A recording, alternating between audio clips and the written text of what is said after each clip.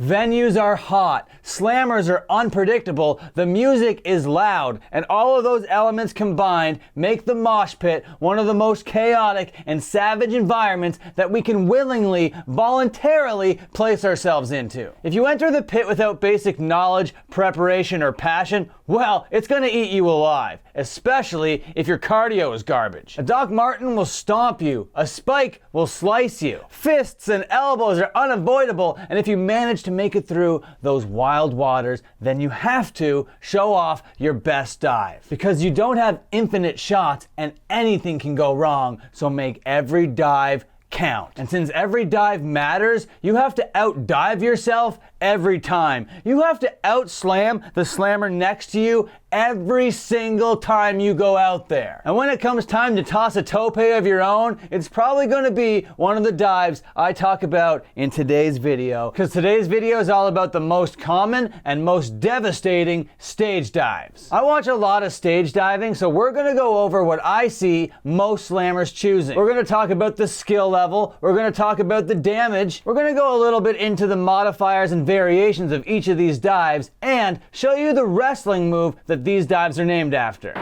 Hey ladies, how's it going? Dan Frampton here, and before we get going, how's about you like and subscribe? Okay, let's roll on. The first dive I want to talk about is the plancha. The plancha has so many variations. In wrestling, it can look like anything, but as far as slam dancing and pit pros is concerned, this is a plancha.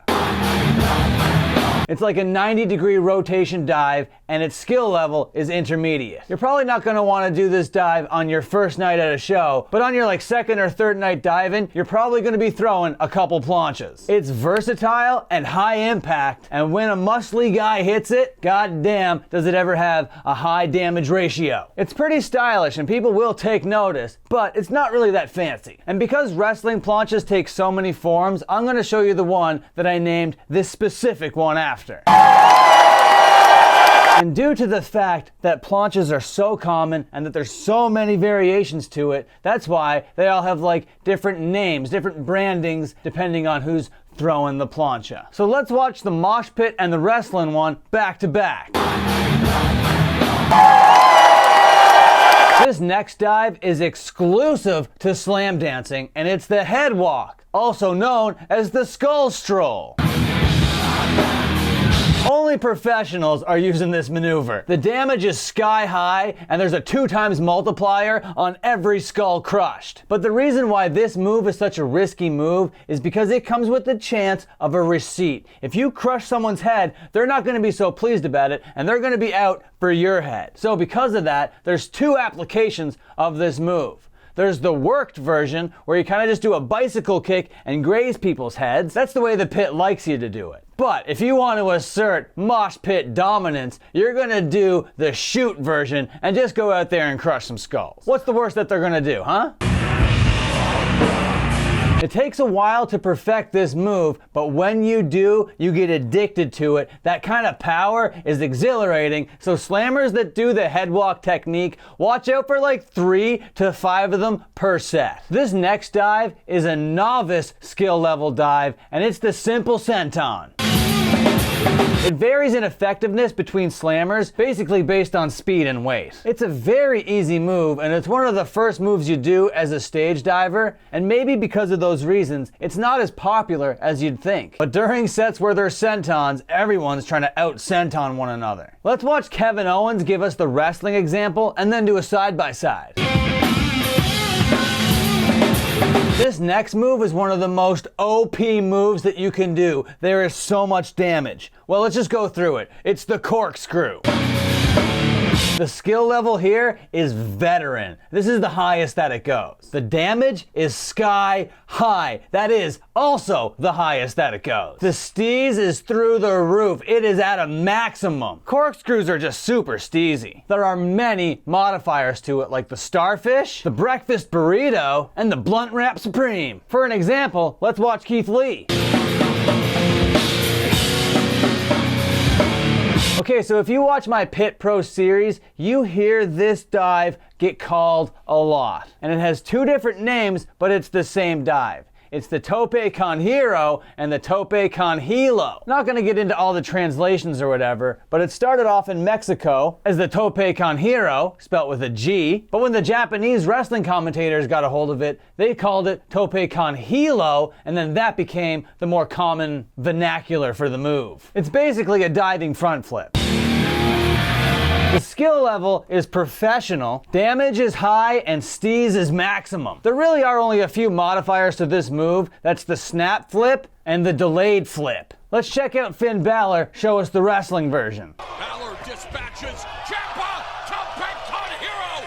This next move is moderate all the way down. It's the trust fall. It's basically a belly up blind dive. And it sounds kind of daring, but it's one of the safest things you can do, and it doesn't look that great. There are a couple different modifiers to it though. There's the arms in, the arms out, the up and down, and the long and deep. For an example, let's check out one of the best divers in the game. Let's go back to Kofi Kingston. At number 7, it's another tope. This time, it's the Tope Suicida, also known as the suicide dive. It's neck and neck in popularity with the Plancha because of how easy it is to use, how effective it is, and how cool it looks. It's basically just a straight dive out. The skill level is novice, the damage is moderate, the steez is high, and there are 2 main modifiers to it. The technical Tope Suicida and the goon style Tope Suicida. Sami Zayn will show us how it's done.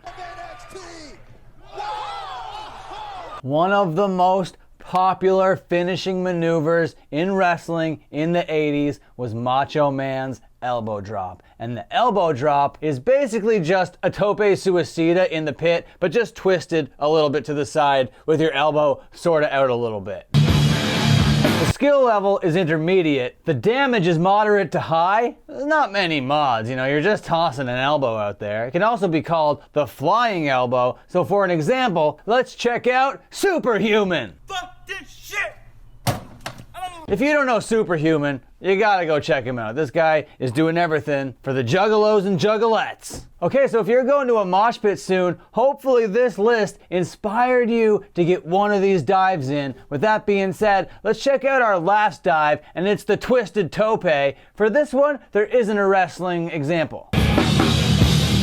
It's kind of just like a mix between a tope and a trust fall. You go out belly down and you just twist to go belly up. For the modified Twisted Tope, it's in the name. There are so many modifiers to this thing. So get creative, get twisty, get rotatey, add a front flip, add a senton. You can use this move as a bridge move in an amazing slam dance combination. There are so many more creative high impact dives out there, but I think those are the 10 most commonly used. There's a reason why these dives are a go-to in the Slammer's tool belt. Okay, that's about it. Until my next upload, watch another upload.